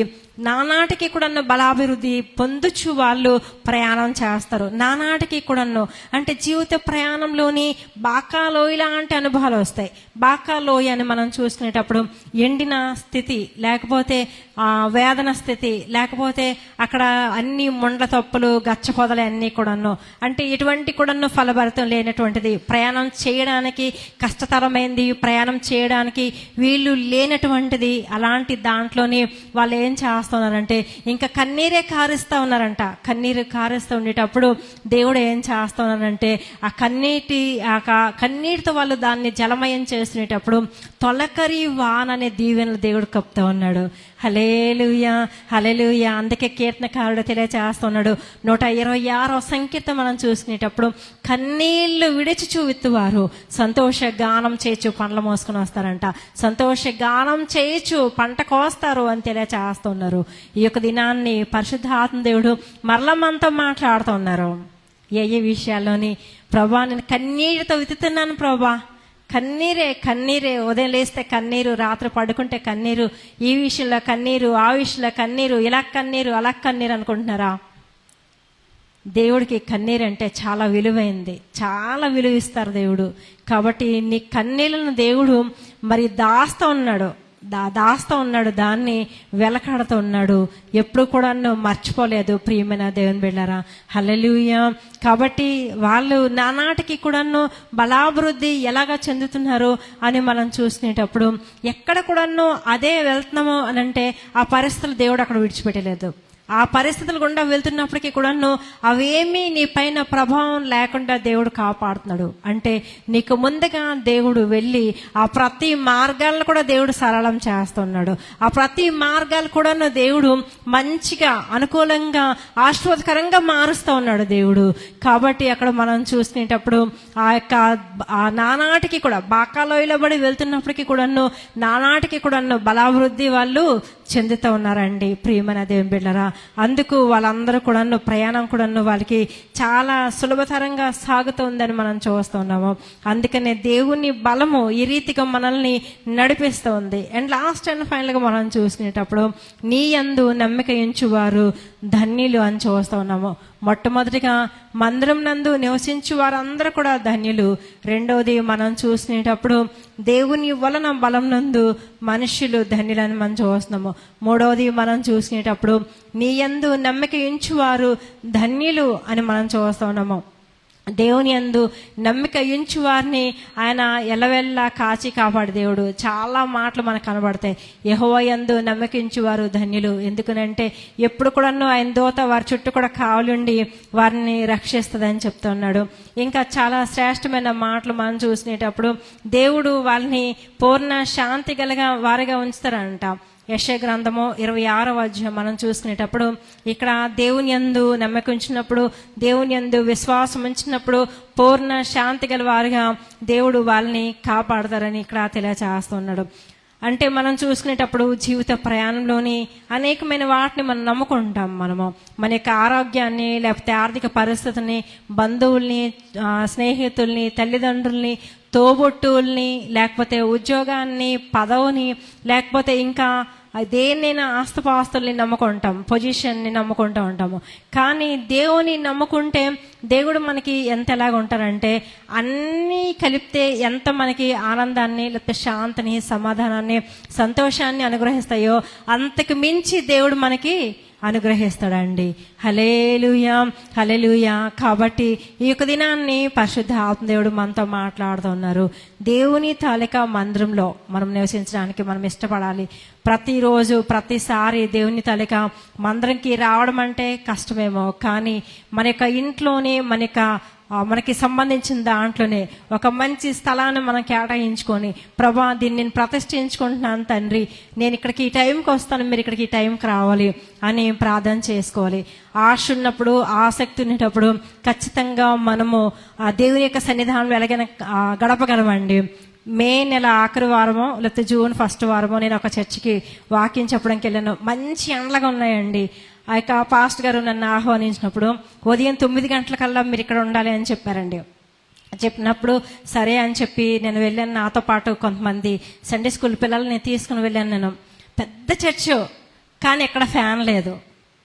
చూస్తే చాలా ఎండాకాలం. నేను అనుకుంటున్నాను, నేను 9 గంటలకి ఎవరో వచ్చేస్తారులే అని అనుకున్నాను నేను. కానీ నేను వెళ్ళేసరికి అప్పటికే చాలా మంది అక్కడ కూడుకుని ఉన్నారు. మేము వెళ్ళి కూర్చున్నాం. నేను అనుకుంటున్నాను, నేను 9 గంటల నుంచి 12 గంటల వరకు ఆరాధన ఏమో, అందుకే వీళ్ళు అందరూ కూడాను ఈ టైంకి వస్తారు అనుకుంటున్నాను. ఆ తర్వాత చూస్తూ ఉంటే 12 అయిపోయింది, దాటిపోయింది, కానీ ఇంకా ఆరాధన కొనసాగుతూ ఉంది. వచ్చే జనాలు వస్తూ ఉన్నారు. అందరి కింద కూర్చోవడమే. ఈ ఫ్యాన్ లేదు, ఏమీ లేదండి. మంచి ఎండాకాలంలోని ఆశ, ఆసక్తి అన్నది మనము ఎలాంటి దీనికి వెళ్తున్నామో, ఎంత సౌకర్యం ఉంటున్నామో ఎలాగా కాదు. దేవుని యొక్క సన్నిధానానికి మనం వెళ్ళినప్పుడు ఖచ్చితంగా దేవుడు మనకి కార్యం చేస్తున్నారు. నేను దేవుని సన్నిధికి వెళ్తున్నాను, నేను అక్కడ దేవుడు ఉన్నాడు, అదే నాకు ఆనందము, అదే నాకు సుఖము, అదే నాకు సంతోషం అని మనము చాలా మంచి ఫ్రీ మైండ్తో మనం తీసుకునేటప్పుడు, ఆస్వాదించినప్పుడు దేవుడు ఖచ్చితంగా మనల్ని ఆశీర్వాదకరంగా ఉంచుతాడండి. అలాంటి సమయంలోని దేవుడు ఈరోజు కూడా మనకి మాట్లాడుతున్నారు. ఈరోజు మనందరికీ కూడా మంచి సదుపాయాలు ఇచ్చారు, మంచి సహవాసాన్ని అనుగ్రహించారు. మన కొరకు అనేక మంది ప్రార్థన చేసే వారిని దేవుడు లేవనెత్తాడు. కాబట్టి పరిశుద్ధాత్మ దేవుడు మరొకసారి మనతో మాట్లాడుతున్నారు. అనేకమైన చర్చిలు నేను దర్శించేటప్పుడు, అనేకమైన చర్చిల్లో ఎన్నో సదుపాయాలు లేనటువంటి చర్చిలు, ఏజెన్సీ గ్రామాలు 20 గ్రామాలకు పైన నేను వెళ్ళాను. నేను ఆ గ్రామాల్లోని ఎక్కడో ఒక చర్చికి కొంచెం మంచిగా ఉంటాయి, కానీ చాలా గ్రామాల్లో చిన్ని సంఘాలు, సరైన తలుపులు ఉండవు, సరైన ఫ్యాన్లు ఉండవు, లైట్ ఉండదు. ఇక్కడ లైట్ వేస్తే అక్కడ లైట్ ఉండదు, అక్కడ లైట్ వేస్తే ఇక్కడ లైట్ ఉండదు అనమాట. అలాంటి ప్రదేశాలు ఉన్నాయి వాళ్ళకి. వాళ్ళు ఎంతో దేవుని యొక్క సన్నిధిలో ఆనందిస్తూ ఉన్నారు. ఈరోజు మనం ఇంకెంత ఆనందించాలి, మనం ఇంకెంత సంతోషించాలి, మనం ఇంకెంత ఆస్వాదించాలి. కాబట్టి మనం అంతలాగా సంతోషించాలి. ఇంకా రెండవది, దేవుడు మన ద్వారా ఏమని కోరుకుంటూ ఉన్నాడంటే, మనం అనేక మంది తోడుకుని వచ్చి వారుగా ఉండాలి. మనము దానియేలు గ్రంథంలోని 12:3 ఏమని రాస్తున్నారంటే, అనేకులను తిప్పేవారుగా మనం ఉండాలి. మా సంఘంకు రండి అని చెప్పి మనం ఆహ్వానించాలి. మా సంఘంలో మంచి ప్రార్థనలు జరుగుతున్నాయి, ప్రార్థించేవారు చాలా మంది ఉన్నారు, అద్భుత కార్యాలు జరుగుతున్నాయి అని చెప్పి మనం తీసుకుని రావాలి. సంఘము దినదినము కూడా అభివృద్ధి చెందేటప్పుడు దేవుడు సంతోషిస్తాడండి. అందుకే అప్పుడప్పుడు సంఘంలో ఉన్న హామాన్లు కానీ, ఇస్కరియోతు యోధాలు కానీ, సన్బట్లట్లు, లేకపోతే టోబియాలు, లేకపోతే నాహాబులు, యెజబెల్లు, ఏమి రాజకీయాలు ఏమి ఉండకూడదని మధ్యలో మనకు గ్రూప్లో నేను పెడతాను. నేను ప్రార్థన విన్నపాల్లోని అవన్నీ లేకపోతే ఇంకా సంఘము విస్తారంగానే అభివృద్ధి చెందుతుంది. ఒకటే మనస్సు ఉంటుంది, పరిశుద్ధాత్మ మనసు. ఒకటే ఏక మనస్సు, ఏకాత్మ ఉంటుంది. ఆ పరిశుద్ధాత్మ నింపుదలతోటి, ఆ పరిశుద్ధాత్మ ఏలుబడిలో మనం ముందుకి కొనసాగపోయేటప్పుడు మనకి ఇంకా ధన్యులం, మనకి ఇంకా సంతోషము, నిత్యము కూడా మన నోటి నిండా నవ్వు, ఆనందం కలిగి ఉంటుంది. అంటే నవ్వు, ఆనందం అనేసరికి ఒక విస్తారమైన డబ్బు వచ్చేసి పెద్ద మేళ్ళ కట్టుకొని ఒక 10 కార్లు కొనుక్కొని వచ్చినప్పుడు ఆనందం ఉంటుంది, కాదంటలేదు. కానీ దానికంటే నా దేవుడు నాకున్నాడు అన్నంత ఆనందము ఇంకెంతో ఆనందాన్ని అనుగ్రహిస్తుంది. ప్రియమైన దేవుని బిడ్డలారా, హల్లెలూయా. కాబట్టి ఈరోజు ఇక్కడికి వచ్చిన వాళ్ళు కూడా ఎంతమంది నిరాశ నిస్పృహలతో వచ్చారో, ప్రభా నేను నీ మందిరంకి వచ్చాను, ఈ సమస్యతో వచ్చాను, ఈ పోరాటంతో వచ్చాను తండ్రి, ఈ ఇరుకు, ఇబ్బంది నన్ను ఎంతగానో వేధిస్తున్నాయి. ఈ హామన్ లాంటి శత్రువులు, లేకపోతే ఆ యొక్క యెహోషాపాతు మీదకి వచ్చినట్లు నలుదిక్కుల నుంచి వచ్చే శత్రువులు ఏమైతే ఉన్నాయో అలాంటివన్నీ వీటన్నిటితో నేను ఏం చేయలేదు, దిక్కు తోచినట్లు పరిస్థితులు వచ్చానని చెప్పి ప్రార్థన చేస్తున్నారా? ఒక నిమిషం లేచి దేవుని యొక్క సన్నిధానంలో మనం ప్రార్థన చేద్దామండి. దేవుని సన్నిధిలోకి వచ్చాం కాబట్టి మనము మరలా అదే రీతిగా తిరిగి వెళ్ళడానికి వీలు లేదు. ప్రియమైన దేవుని బిడ్డలారా, ఖచ్చితంగా ఈ రోజు మనము ఆస్వాదించబడే వెళ్ళాలి. ఎందుకనంటే ముందు మనం ధ్యానం చేసిన విషయాల్లోని దేవుని యొక్క మందిరంలోకి వచ్చినప్పుడు దేవుని యొక్క సన్నిధానంలో పెట్టబడిన ఎండిపోయిన కర్రతో సహితము ఏ ఒక్కటి కూడాను మార్పు లేకుండా వెళ్ళలేదు. మంచి ఫలాలు ఊహించిన దానికంటే, ఆశించిన దానికంటే మంచి ఫలాలు పొందుకునే వాళ్ళు వెళ్ళారండి. ఈ యొక్క దినాన్ని మనం కూడాను అన్ని విషయాల్లో కూడాను అలాంటి మంచి ఫలాలే పొందుకొని వెళ్దాము. మంచి ఆరోగ్యము, మంచి ఉద్యోగము, మంచి గృహము, మంచి కుటుంబము, మంచి భార్య, మంచి భర్త, మంచి బిడలు, అలాగనే మంచి ఫలాలు అన్ని విషయాల్లో కూడాను ఎక్కడెక్కడ ఎలాంటి ప్రయత్నాలు చేస్తున్నారో, జీవనోపాధి కొరకై ఎటువంటి వ్యాపారములు చేస్తున్నారో వాటన్నిటిలో కూడా దేవుడు నూరంతల మంచి ఫలాన్ని అనుగ్రహించడానికి ఇష్టపడుతున్నారు. ఈరోజు నీ ఊరికినే దేవుని యొక్క సన్నిధానానికి రాలేదు. ఆన్లైన్లో వాక్యం వీక్షిస్తున్న వారు కూడా ఊరికినే ఈ యొక్క వాక్యం మీరు వీక్షించట్లేదు. పరిశుద్ధాత్మ దేవుని తాలూకా సన్నిధి ప్రసన్నత మన మధ్య సంచరిస్తోందండి. దేవుని మందిరంకి వచ్చిన మనందరం కూడా, దేవుని సన్నిధిలో గడుపుతున్న మనందరం కూడా ధన్యులు అని చెప్తున్నాడు. ఈ రోజు నుంచి దేవుడు మనకి జీవిత ప్రయాణంలోని బాకా లోయ లాంటి అనుభవంలోని దినదినము నిరాశ, ఎన్నెన్నో నిస్పృహలతోటి బలహీనతో ముందుకి కొనసాగుతున్న నేపథ్యంలోని దేవుడు మనకు బలమయ్యుండి, దేవుడు తన యొక్క బలాన్ని అనుగ్రహిస్తూ, దేవుడు మన యొక్క జీవితంలో అడుగడుగున కూడాను బలమైన కార్యాలు చేస్తూ ఉన్నాడు, ఇంకా చేయబోతూ ఉన్నాడు. ఎవరెవరైతే ఈ రోజున ప్రభా ఇంకా మా జీవితంలోని ఇలాంటి గొప్ప కార్యాలు చేయవా అని ఆశిస్తూ ఉన్నారు, పరిశుద్ధాత్మ దేవుని తాలూకా సన్నిధి ప్రసన్నత మన మధ్య దిగుతూ ఉందండి. దేవుని తాలూకా కొలత లేని అగ్ని మన పైన దిగుతూ ఉంటుంది. కానీ పరిశుద్ధాత్మ దేవుడు బలమైన కార్యములు చేయబోతూ ఉన్నాడు. నీ యొక్క జీవితంలోని బలమైన కార్యములు చేయబోతూ ఉన్నాడు. ఇదిగో ఇక నీ జీవితమైన ప్రయాణంలోనే బాకా లోయలో గుండా వెళ్తూ ఉన్నావా? ఇదిగో నీ దేవుడు నీకు బలంగా ఉంటూ నువ్వు ఇంకా నానాటికి కూడా బలాభివృద్ధి చెందినగా దేవుడు కార్యం చేస్తూ ఉన్నాడు. ఇంకా ఏ కార్యములు జరగాలని నువ్వు ఆశిస్తూ ఉన్నావో పరిశుద్ధాత్మ దేవుడు నువ్వు ఊహించిన దానికంటే, ఆశించిన దానికంటే బెస్ట్ చేయబోతున్నానని దేవుడు తెలియచేస్తున్నాడు అండి. ఇదిగో నీ నోటి నిండా నవ్వుతోటి నేను నిన్ను సాక్షి నిలబెట్టబోతూ ఉన్నానని చెప్తూ ఉన్నాడు. ఎవరో ప్రార్థన చేస్తున్నారు, ప్రభా నిన్న బంధువులోని నన్ను నిలబెట్టి ప్రభా అని ప్రార్థన చేస్తున్నారు. నా యొక్క సహోదరి, దేవుడు నీతో మాట్లాడుతున్నారు. నీ బంధువుల్లో నిన్ను సాక్షిగా నిలబెట్టబోతున్నానని దేవుడు తెలియచేస్తున్నారు. ఏ యొక్క విషయం మీద నువ్వు ప్రార్థన చేయబోతున్నావో అతి తక్కువ సమయంలో అనేది గొప్ప పరిష్కారం రాబోతున్నది దేవుడు తెలియచేస్తున్నాడు. ఏ యొక్క బంధువుల వల్ల నువ్వు ఇబ్బంది పడుతున్నావో అదే బంధువులు నీ దగ్గరికి రాజుకి రాబోతున్నారని దేవుడు తెలియచేస్తున్నారు. ఇదిగో నీ దేవుడు బలమైన దేవుడై ఉన్నాడు. ఆయన బలవంతుడు, ఆయన బలమైన కార్యాలు చేయబోతూ ఉన్నాడు. స్తోత్రాలు ప్రభా, స్తోత్రములు చెల్లించుకుంటున్నాం తండ్రి. ఏ యొక్క బంధకాలు కట్లతో బాధపడుతున్నారో ప్రభా, ఇప్పుడే నజరుడైన యేసుక్రీస్తు శక్తి కలిగిన నామములో ప్రతి బంధకాలు కాలిపోను గాకని ప్రకటిస్తున్నాను. ప్రతి కట్లు కాలిపోను గాకని ప్రకటిస్తున్నాను. ఆగిపోయిన ప్రతి ఆశోధన అడ్డగించే ప్రతి అడ్డుబండలు, ఆటంకాలన్నీ కూడా యేసు నామములో కాలిపోను గాకని ప్రకటిస్తున్నాను. ఇప్పుడే నీ ఆగిపోయిన ఆశోధనలన్నీ విడుదలవును గాకని ప్రకటిస్తున్నాను. నీ యొక్క జీవితంలో ఊహించినటువంటి మంచి మలుపును నీవు చూచుదు గాకని ప్రకటిస్తున్నాను.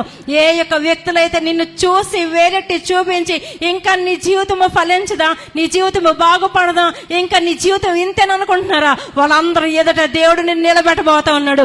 సాక్షిగా నిలబెట్టబోతా ఉన్నాడు. సాక్షిగా నిలబెట్టబోతా ఉన్నాడు. వారందరూ ఆశ్చర్యపోయే రీతిగా దేవుడిని నిలబెట్టబోతా ఉన్నాడు. దేవుడు తెలియచేస్తున్నాడు. యేసు మీకు వందనాలు స్తోత్రాలు చెల్లించుకుంటున్నాం తండ్రి. యేసు మీకు వందనాలు. ఎంతమంది విరిగి నలిగిన హృదయాలతో ఇక్కడికి వచ్చారో, ఆన్లైన్లో ఎంతమంది విరిగి నలిగిన హృదయాలతో వీక్షిస్తూ ఉన్నారో, అయ్యా ఇంకా కాస్త కన్నీరే లేదు ప్రభా అనుకుంటున్నారు. ఏ విషయాల కన్నీరు కారుస్తున్నారు, ఏ విషయాల కన్నీరు కారుస్తున్నారు అన్ని ఉన్నాయి. కానీ ప్రభా మా యొక్క జీవితాల్లో ఇంకొకటి కొరత ఉంది, ఇంకోటి లోటు ఉంది ప్రభా. అది కూడా మీరు తీరిస్తే ఈ కన్నీరు ఇంకా విడదాం కదా అని ప్రభా ఎంతమంది ప్రార్థన చేస్తున్నారు. ఈ కాల సమయంలోని అద్భుత కార్యములు జరగబోతా ఉన్నాయి, ఆశ్చర్య కార్యములు జరగబోతా ఉన్నాయండి. నీ దేవుడు బలవంతులకు దేవుడు, నీ జీవితంలో బలమైన కార్యములు చేయబోతున్నాడు. నీ ప్రతి కన్నీటి బట్టున దేవుడు తొడబోతూ ఉన్నాడండి. ఇదిగో నీ దుఃఖ దినముల సమాప్తం లగునని దేవుడు తెలియచేస్తూ ఉన్నాడు. ఎస్, నీ చుట్టూ కూడా ప్రతికూలమైన పరిస్థితులు కనబడుతూ ఉన్నాయేమో. ఇదిగో దేవుడు ఒక వాక్యం నాకు చూపిస్తూ ఉన్నాడు. ఎండిపోయిన ఎడారిలో నదులు ప్రవహించే రీతిగా నీ యొక్క జీవితంలో ఆ ప్రతికూలమైన పరిస్థితుల ద్వారానే, ఆ పరిస్థితుల్లోనే నీకు దేవుడిని కార్యం చేయబోతున్న దేవుడు తెలియచేస్తున్నాడు అండి. యేసు మీకు వందనాలు, స్తుతులు, స్తోత్రాలు చెల్లించుకుంటున్నాం తండ్రి. రాజులకు రాజు మీకు వందనాలు, ప్రభులకు ప్రభు మీకు వందనాలు, స్తోత్రాలు చెల్లించుకుంటున్నాం తండ్రి. నూతన మాసంలో ప్రవేశించి ప్రభా, ఇంకా ఎంతమంది యొక్క జీవితంలో వాగ్దాన ఫలం పొందుకోలేదు, ఎంతమంది యొక్క దర్శన ఫలం పొందుకోలేదు ప్రభా, ఎంతమంది యొక్క జీవితాల్లోనే మీకు సన్నిధానంలో మొక్కుకున్న మొక్కుబడులు లేకపోతే విన్నపాలు ఇంకా జరగలేదో ప్రభా, నేను ఇక 8వ మాసంలోనే ఇక 10వ తారీఖులోనే ఇదే రోజు మీరు జరిగించమని ప్రార్థిస్తున్నాను. యేసు నామములో ఇప్పుడే ఆకాశ వాకిళ్ళు తెరవబడి మీకు జీవితంలో అద్భుతమైన కార్యము జరిగిన గాకని ప్రకటిస్తున్నాను. ఇది మొదలుకొని ఆశ్చర్య కార్యములు జరిగిన గాకని ప్రకటిస్తున్నాను. స్వస్థత కార్యములు జరిగిన గాకని ప్రకటిస్తున్నాను. విడుదల కార్యములు జరిగిన గాకని ప్రకటిస్తున్నాను. ప్రతి పోరాటాల్లో గొప్ప విజయం మీరు పొందుకుందరు గాకని ప్రకటిస్తున్నాను. యేసు నామములో, యేసు రక్తంలో, యేసు శక్తితో బలమైన కార్యములు చేయదు గాకని ప్రకటిస్తున్నాను. యేసు మీకు వందనాలు, స్తుతులు, స్తోత్రాలు చెల్లించుకుంటున్నాం తండ్రి. రాజులకు రాజు మీకు వందనాలు, ప్రభులకు ప్రభు మీకు వందనాలు. ప్రతి చీకటి నజరుడైన యేసు క్రీస్తు శక్తిగల నామములో తొలగిపోను గాకని ప్రకటిస్తున్నాను. యేసు క్రీస్తు నామములో ప్రతి చీకటి తొలగిపోను గాకని ప్రకటిస్తున్నాను. అనేక మంది ఏదో చీకటి అంటే ఆ చీకటి లాంటి పరిస్థితులు, ఏదో ఆ వేదన దేవుడు చూపిస్తూ ఉన్నారు. అలాంటి పరిస్థితుల్లో ఉన్నారని దేవుడు చూపిస్తూ ఉన్నారు. బయటికి నవ్వుతూ ఉన్నారు, బయటికి ఆనందంగా ఉన్నారు, కానీ ఏదో ఒక చీకటి లాంటి పరిస్థితి మిమ్మల్ని వేధిస్తూ ఉంది. కాబట్టి యేసు నామములో ఆ ప్రతి చీకటి కూడా తొలగిపోను గాకని ప్రకటిస్తున్నాను. యేసు ప్రభువారే మీ యొక్క జీవితాలు నింపబడుతుంది గాకని ప్రకటిస్తున్నాను. మీ జీవితాలు, మీ కుటుంబాలు, మీ గృహాలు వెలుగుతో నింపబడిన గాకని ప్రకటిస్తున్నాను. ఇది మొదలుకొని అనేకుల వెలుగుకు ఆకర్షించబడుతుంది గాకని ప్రకటిస్తున్నాను. యేసు మీకు వందనాలు, స్తోత్రాలు చెల్లించుకుంటున్నాం తండ్రి. యేసయ్య మీకు లెక్కలేనన్ని కృతజ్ఞత స్తుతి స్తోత్రాలు వందనాలు. పరిశుద్ధ ఆత్ముడా, ఈ రోజు ఎవరెవరు ఎటువంటి హృదయ వాంఛలు, అవసరాలు, అక్కర్లు, ఇరుకులు, ఇబ్బందులు, అనారోగ్య సమస్యలు, కుటుంబ సమస్యలు, చెప్పుకోలేని సమస్యలు ప్రభా, సంవత్సరాల తరబడి పరిష్కరించబడిన సమస్యలతో ఇక్కడికి వచ్చారో ప్రభా తండ్రి, నేనా ఈ వాక్యాన్ని వీక్షిస్తూ ఉన్నారో, ఈ ప్రార్థన వింటూ ఉన్నారో ప్రభా తండ్రి, నేను వారందరి జీవితాల్లో ప్రభా నూతనమైన మంచి కార్యములు మీరు జరిగించి, నూతనమైన మంచి మలుపును మీరు అనుగ్రహించి ప్రభా, వ్యక్తిగత జీవితాల్లో, వైవాహిక జీవితాల్లో, కుటుంబాల్లో, గృహాల్లో, ఉద్యోగంలో, వ్యాపారంలో ప్రభా, ఆరోగ్యపరంగాను, ఆర్థిక పరంగాను, ప్రతి ఒక్క విషయంలో కూడా ప్రభా యేసయ్య తండ్రి, నేను నోటి నిండా నవ్వుని, ఆనందాన్ని, సంతోషాన్ని అనుగ్రహించి ప్రభా, నేను వారిని ఆశీర్వదించండి, అనేకులకు ఆశీర్వాదకరంగా ఉంచండి ప్రభా. మీ కృప దయచేసి ప్రతి ఒక్కరు కూడా నేను మరలా నేను నానాటికి కూడా నేను బలాభివృద్ధి చెందుతూ ప్రభా సంతోషంతో ముందుకి కొనసాగిపోవడానికి కృప దయచేసి సమస్తమైన మహిమ మీరు పొందుకొనమని యేసు పరిశుద్ధ నామములో అడిగి వేడుకొంచున్నాను తండ్రి. ఆమేన్, ఆమేన్. అందరికీ వందనాలండి. దేవుడు మిమ్మల్ని అందరినీ కూడా దీవించి ఆశీర్వదించిన గాక. ఎవరు ఎలాంటి సమస్యలతోటి, ఎలాంటి బాధతో, కన్నీటితో ఇక్కడికి వచ్చారో నాకు తెలియదు, కానీ పరిశుద్ధ ఆత్మ దేవుడు ఈరోజు మీ అందరికీ కూడా తెలియజేస్తున్నారు. బలవంతుడకు దేవుడు మీకు తోడుగా ఉండి, ఈరోజు మందిరంకి వచ్చిన వాళ్ళు, వెళ్ళిపోయిన వాళ్ళు, రాలేని వాళ్ళతోటి ఈ వార్త మీరు షేర్ చేయండి. బలవంతుడైన దేవుడు మీకు తోడుగా ఉన్నారు. నానాటికి మీరు బలాభివృద్ధి పొందుకొని ప్రయాణం చేస్తారు, విజయం పొందుకుంటారు, సంతోషాన్ని దేవుడు అనుగ్రహిస్తారు. మీ నోటి నిండా, మీ కుటుంబం నిండా దేవుడు నవ్వుని, ఆనందాన్ని అనుగ్రహించిన గాక. God bless you.